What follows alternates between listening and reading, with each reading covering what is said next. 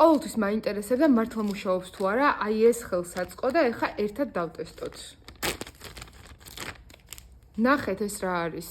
აი ესე უნდა დავიდოთ თვალზე და შევიღებოთ ტუშიც და მერე ქვემოდან აი ესე და ქვედა წამწამებით შევიღებოთ. რომ ტუში არ გადავიდეს თვალის თუთოებზე. და ერთად დავტესტოთ მუშაობს თუ არა ეს ხელსაწყო.